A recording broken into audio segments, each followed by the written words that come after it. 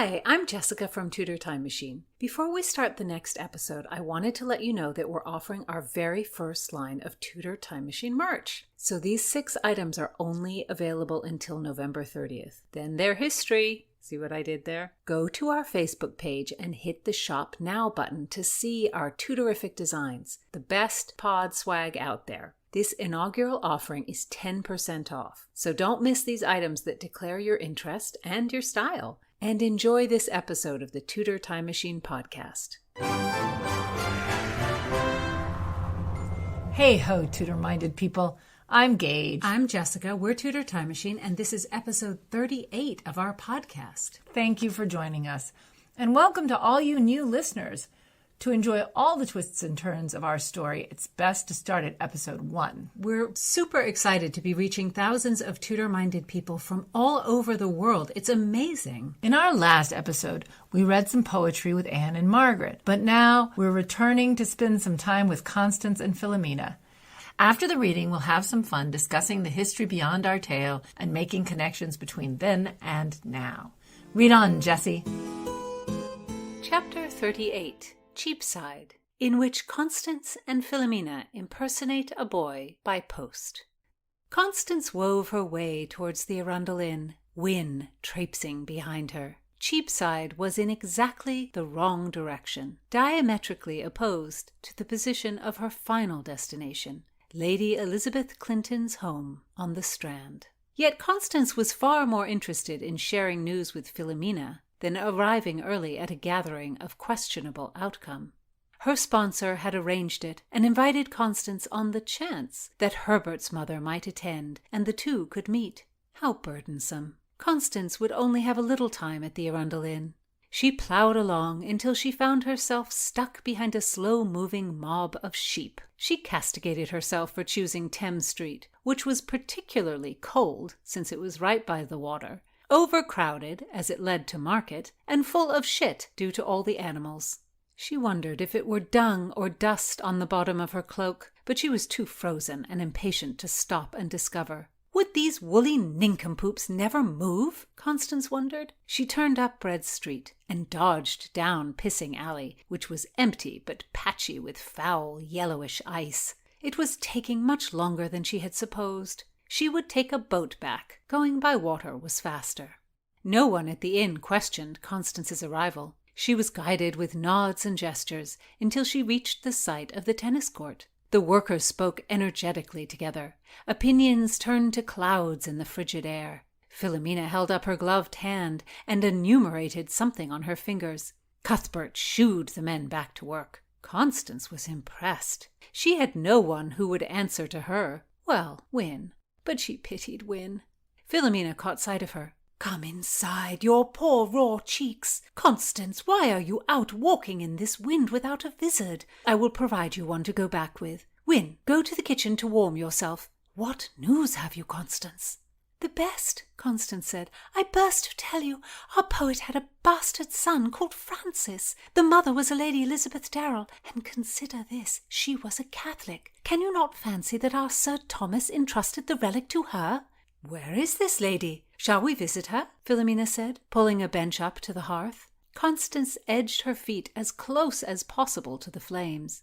"Oh, she is dead, poor woman. Perhaps she did not know what she had. The relic might have passed to the son, Francis Darrell. Today I find myself mightily wishing we could find it." "Why today? Philomena, are you melancholy? Have you news of your mother?" "Indeed, nothing worthy of speech. Yesterday a note from the physician contained no news. My mother's state continues as a kind of equilibrium between sleep and wakefulness." She brushed off her thoughts, renewing interest with the matters at hand. "Let me find some pretext to ask this Francis Darrell here." "Oh, we will use our poor pawn, George Wyatt." The plot took hold in Constance's mind. "We will write to Master Darrell, as if from George. We will say there is news of a Wyatt inheritance, and ask him to bring the pomander as a way of proving his parentage. In truth, Master Darrell should come, and George Wyatt should share something of what he recovers. Yes, I convince myself that we do Master Darrell a good turn by bringing him here. George Wyatt is not the generous sort who would summon him of his own accord." "Huzzah! A bold plot, a fine one, and I shall send money to Master Darrell for his journey, saying it is from Wyatt. We need a man's hand. Should we ask Rutland to ride as Wyatt?" Constance felt tears spring to her eyes. "He is furious with me. The lady he worshipped, Thomasin St. John, has swelled with an indiscretion." "Jilted men are ever out of sorts," Philomena said. "Every day they appear here at my inn in black moods, yet I cannot follow. Why would the Earl let loose his fury on you? And Constance, why should it bring tears to your eyes? Do not cry over it. We shall ask another man to write our letter. Sir Ralph, he shall write it, and then forget every word he has set down but a moment later." Constance laughed. Her own feelings confounded her. She could not tell where her misery came from, and she could not admit to Philomena her own juvenile machinations. A diversion was in order. "Philomena, I shall confide in you. I suspect the sire of Thomasin's babe is Captain Hawkins." "No," gasped Philomena. "He is so rough, and he spends time with that little beast creature on his shoulder." "Yet to another, Captain Hawkins is an adventure." "That may be, but it is daft to choose that seaman over Rutland, Robin Goodfellow or no. Dearest, you want a clean handkerchief. Your eyes are overflowing again. Do not doubt the Earl. He cannot help his pampered boy temper. He only wanted to sting, not wound you." Constance shook her head with vehemence. "It matters not. My time for such friends may be at an end. I am not as you are. I am no master of my fate. My aunt will soon arrive. She is to sojourn at Sir Henry Lee's as a guest of his poor wronged wife, and even today I go to Lady Elizabeth Clinton to meet Herbert's mother. I must play along as if I might marry Herbert, even as I dread the monkish Charles. My legs are in a bear trap. I cannot run." "Constance, I am to marry a man named Nash, who fights far away. A nice fellow chosen by my father long ago. That is that. Your aunt will protest a marriage to Herbert, of course. But what Charles proposes is unnatural. No aunt would wish this strange fashion of marriage on her kin." "I do not know, but Pitikins, before I am taken away to Spain, I wish to find this relic. Let me have done with this one thing that suits me." "Constance, I tread lightly, and you must do as you will. But cannot you ask to be released? Or is this in truth a betrothal? If you tell your aunt Charles's plans, will she not forget the promise between you? Perhaps it is not so inevitable." "I believe it is." "Then you must look for happiness with another man. You will not owe loyalty to Charles if the marriage is not consummated. The situation need not be so bleak." "Not for you, Philomena. I see you have your blackjack, and yet you will marry another." "It is true. Blackjack would never wed me, nor have I looked to it. Not even the Queen can wed her Robert Dudley. Blackjack's father will plan an advantageous match for him. He may be a second son, but ladies with land still swoon for such a face." "I cannot be as you are, Philomena. I cannot love another as I marry Charles." Constance felt embarrassed by voicing a notion that could only seem ridiculously romantique. Philomena said, "Love is not always marshalled to rank and convenience." "Philomena, I cry you mercy. I must to Lady Clinton's, and the mother of a man I will never be free to marry. My head is a hexahedron. I cannot even count the number of faces I must present." "It is you who struggle with melancholy today. Let us think of something diverting.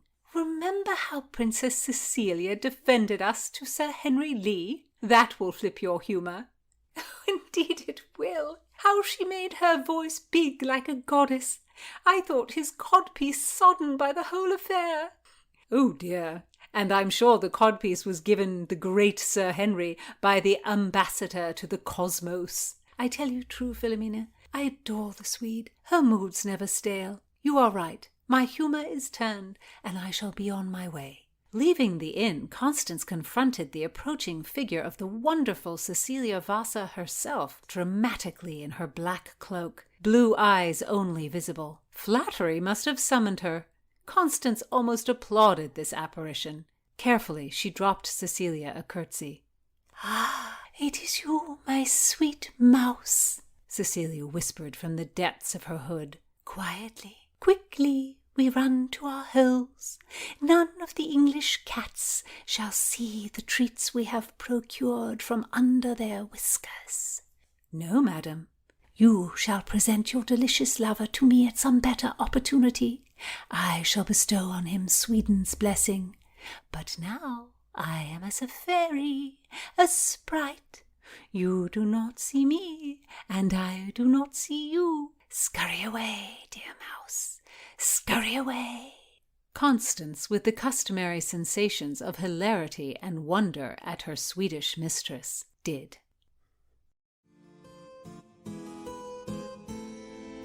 Constance and Philomena are on the trail again. Well, with this discovery that there's this bastard son, Francis Darrell, they're hoping they can find a way to the relic. So Francis Darrell is the son of Thomas Wyatt, the poet, and not his wife, Elizabeth Brooke, but his mistress, Elizabeth Darrell. He can only date people named Elizabeth. And she was considered a very loyal person and a very devout Catholic woman.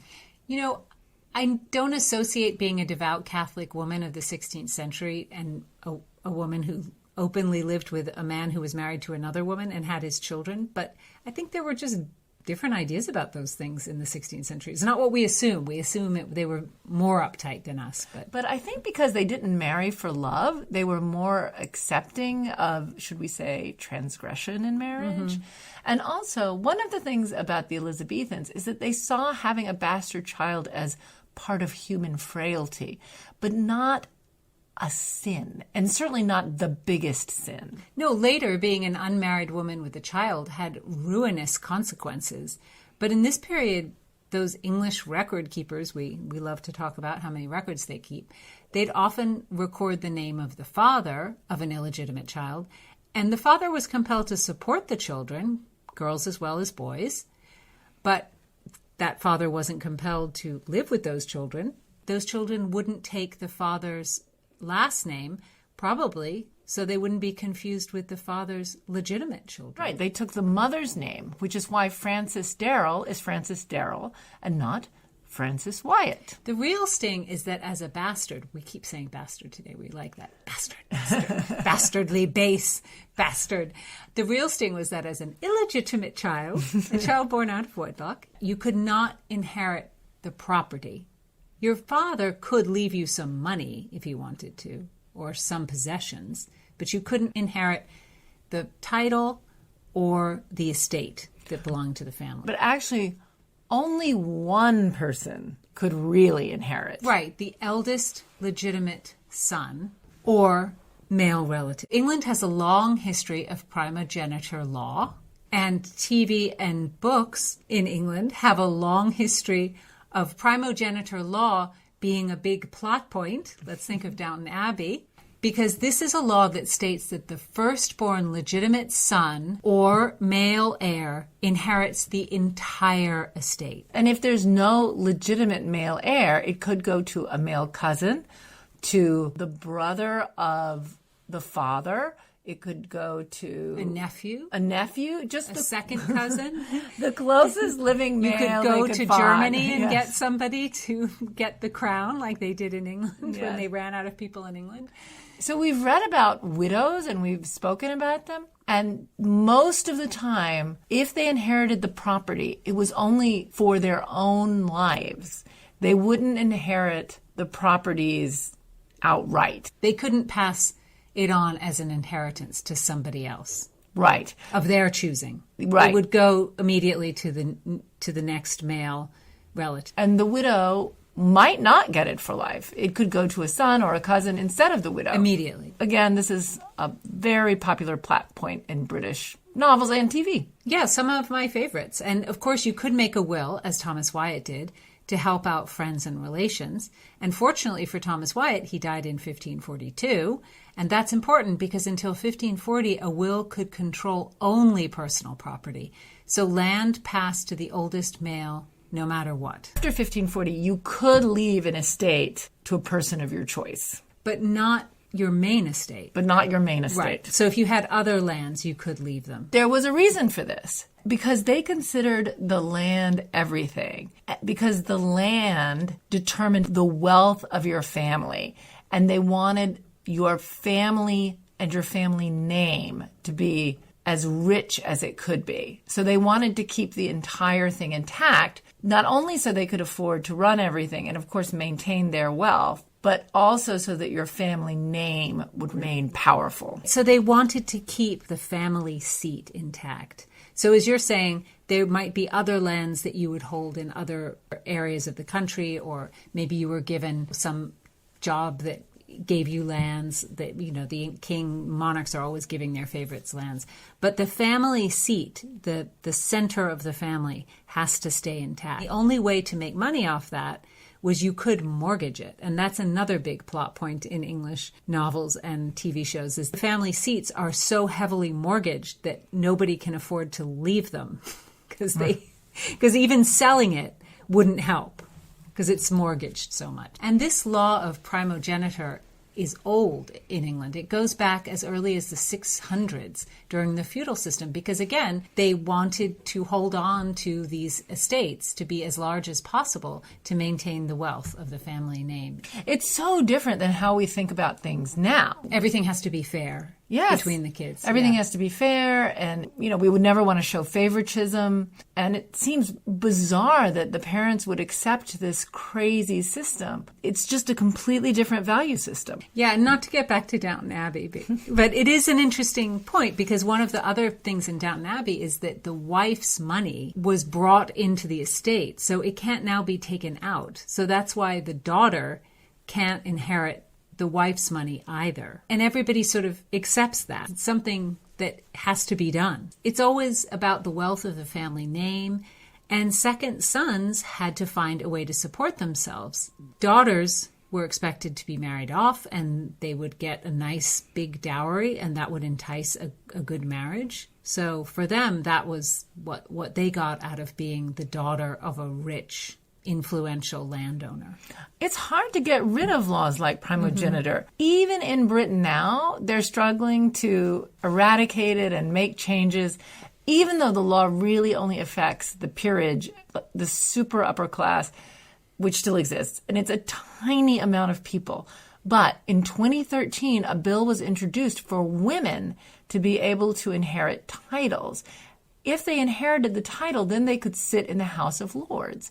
So the House of Lords formed a committee to think about this, and they decided to reject it. They formed the committee of their own selves. Yes.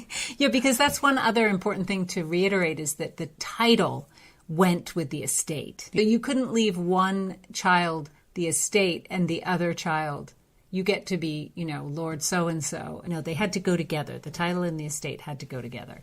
So by definition, that means there's no women in the House of Lords because they can't inherit those titles. It's crazy. And of course, we know that up until 2015 in England, whatever order the children were born in, the crown would go to the boy, even if he was the youngest child.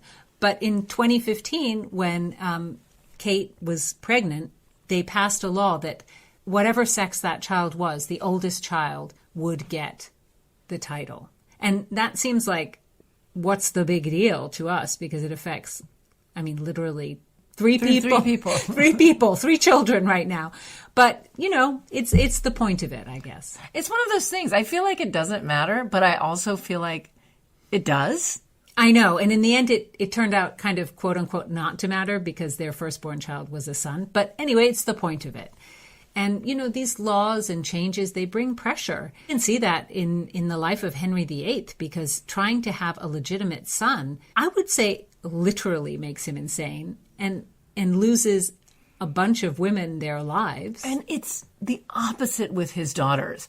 He's always having legitimate daughters declared bastards so that they would have no claim to the throne. It's insane. If you were a girl, he would make you a bastard in a second. Are you a bastardess? No, I think you're still a bastard. A bastarda? Yeah, a bastarda.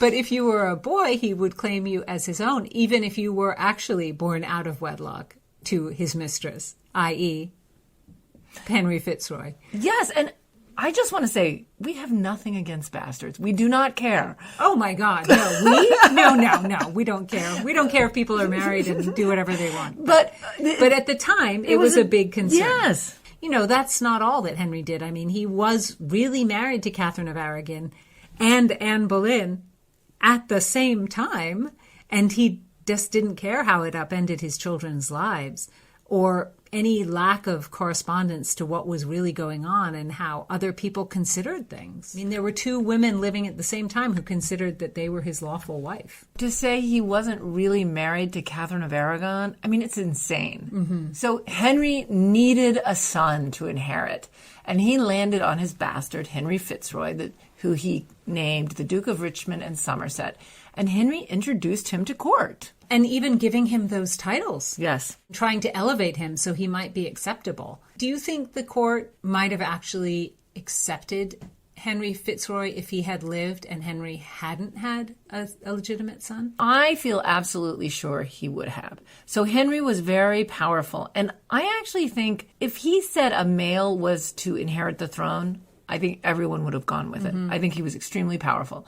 And if Fitzroy would have lived, he would have been chosen over Mary, Jane Grey, or Elizabeth. Right, so it would have gone Edward and then Fitzroy. I think so. I mean, maybe there would have been a civil war between the two sons, and also if Fitzroy was, frankly, older, a certain personality, I think he could have gotten it for sure. Yeah, no, I agree. I mean, Henry was able to get married 6 times. If he's like, this kid is my heir, I'm going to change the laws. He could have changed it to the French law, right? Which was that you get to name your heir. Yeah, even in Elizabeth's times, they were like, who do you want to be your heir? Absolutely, so, I mean, I think if he named it, that everyone would have accepted it. I mean, it was something they certainly saw, naming your heir. Yeah. Actually, in truth, Henry named his heir as Edward, and then he named Mary and Elizabeth as heirs after Edward.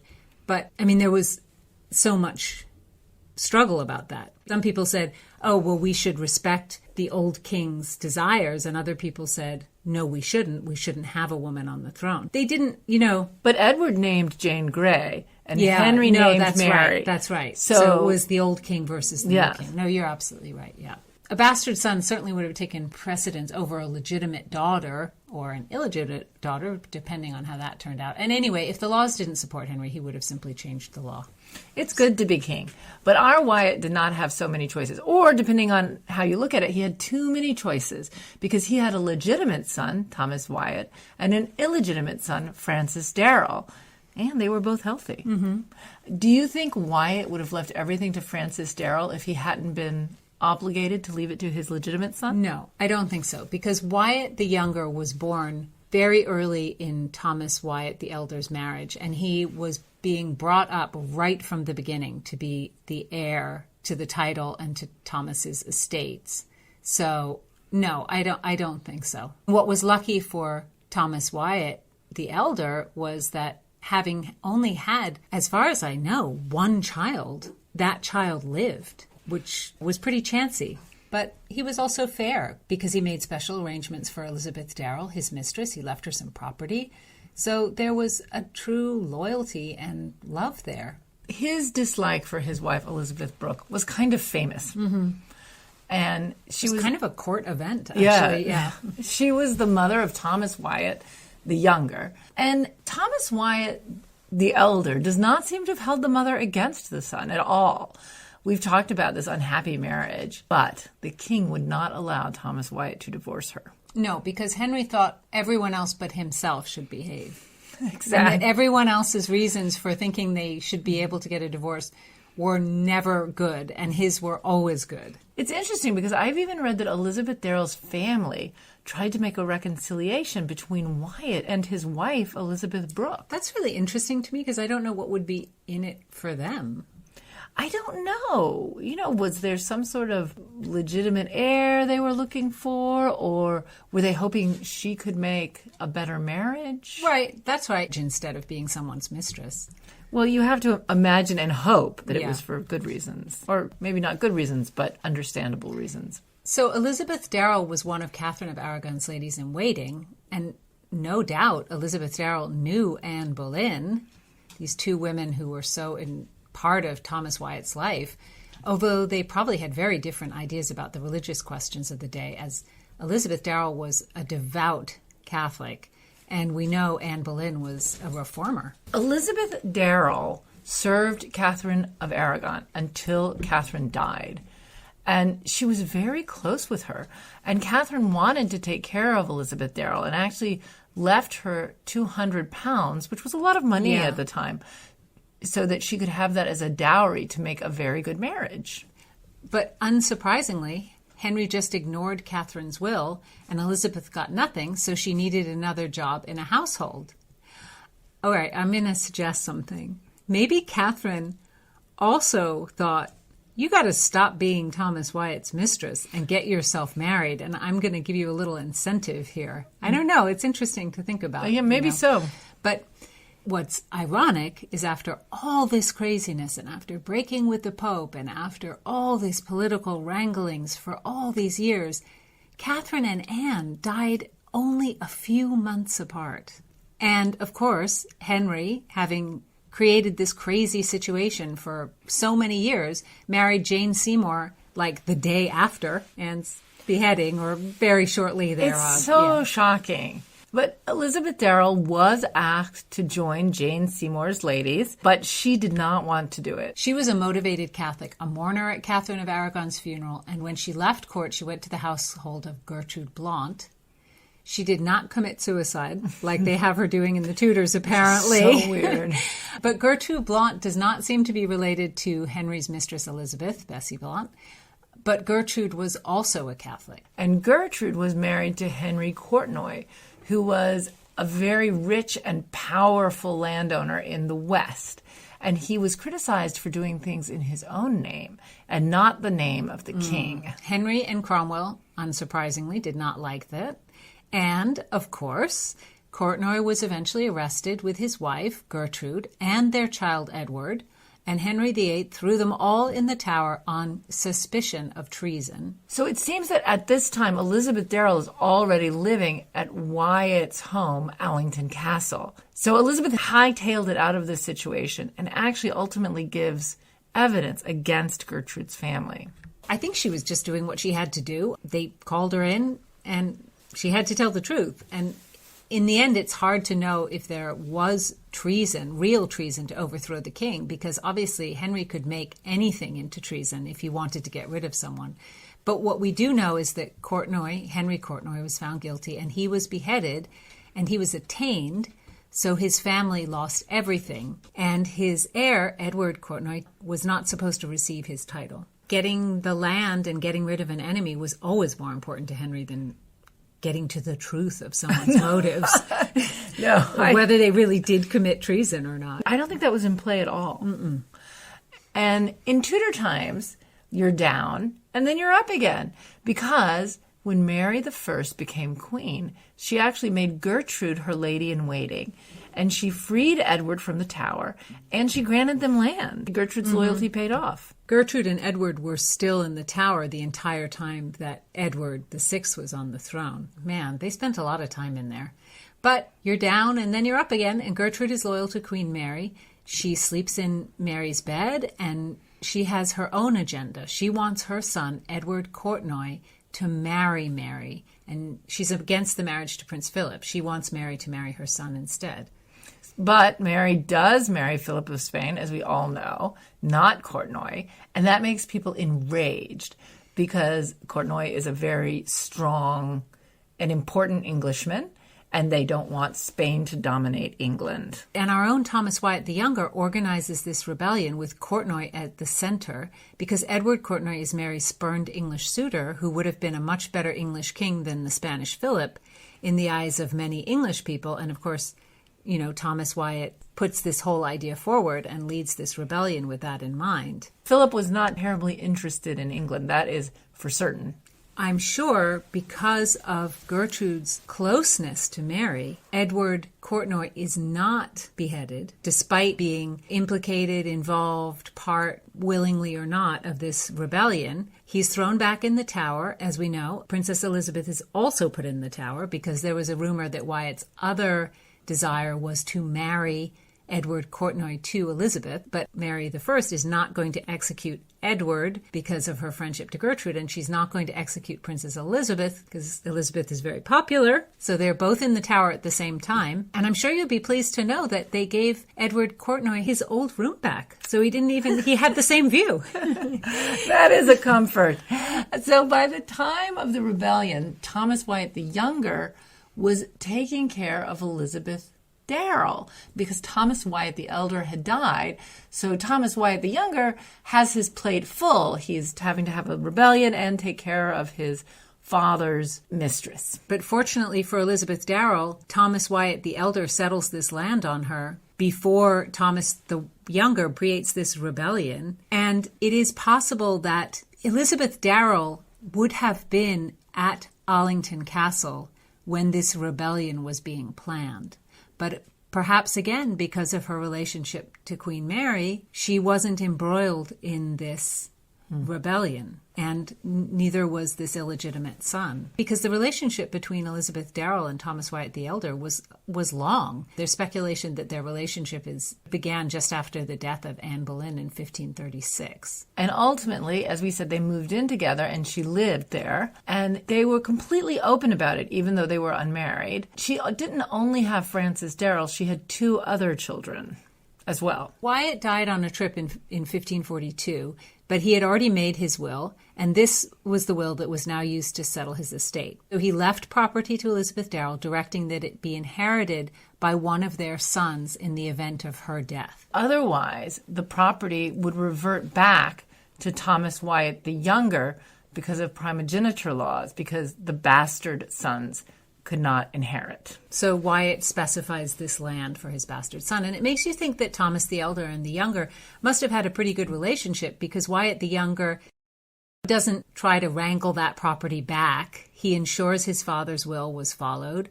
And he actually added another estate to Elizabeth Darrell's holding. And he either thought it was his responsibility or he was just a stand-up guy. Our Frances Darrell in the story, he would have never known Thomas Wyatt the Elder. He would have been a tiny child when he died. And in fact, we don't really know what happened to him. He became part of the Darrell family. But I completely believe that if Francis Darrell got a letter saying he could claim some of the inheritance of his grandfather, Sir Thomas Wyatt, he would go to London and get it. For sure.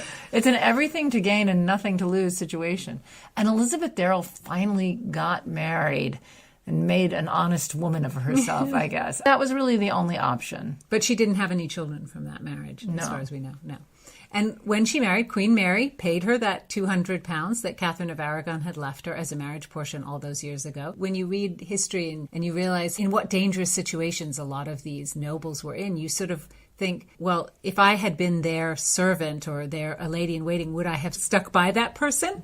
But everybody had a sense that these relationships are long, and the children of the person who you defended will reward you in the future. So Elizabeth Darrell did get her money, even though Henry didn't give it to her, and neither did Edward. She had to wait for Mary. I wonder which relationship Wyatt would have thought was more important, Elizabeth Darrell or Anne Boleyn. So you assume a historical relationship between Wyatt and Anne Boleyn, and some historians are a little squishy about it. I mean, I do, don't you? I mean, of course, I certainly do, and particularly when you look at the poem. The Phyllis poem. Yeah, Brunette and Phyllis, how much more obvious could Wyatt be? It's true, and I think people think it's a leap to say that poem absolutely means Anne and Wyatt had an affair.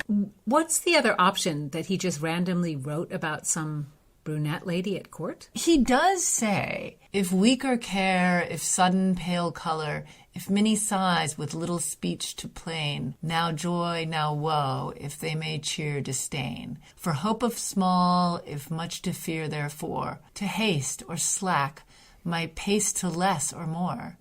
Be sign of love, then do I love again. If thou ask whom, sure, since I did refrain. Brunette, her that did set our country in a roar. The unfeigned cheer of Phyllis hath the place that Brunette had. She hath and ever shall. She from myself now hath me in her grace. She hath me in hand, my wit, my will, and all. My heart alone well worthy she doth stay, without whose help scant do I live a day. I guess it was easier to be in love with Elizabeth Darrell. Can you imagine how stressful it was to be in love with Anne? My goodness. Half the place that Brunette had. I can't believe that people aren't willing to acknowledge that it's Anne. She was a famous, famous brunette. I mean, where did the brunette femme fatale come from? Was it Anne? Oh, I don't think we have any idea about that. But it's also clearly Anne because of the line, "She that set our country in a roar."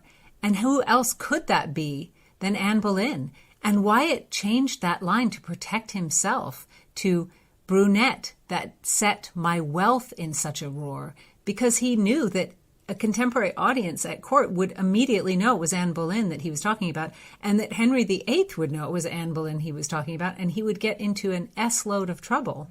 Yes, I mean, we think that poem lays out... And other poems. That Wyatt and Anne had a long and tumultuous relationship.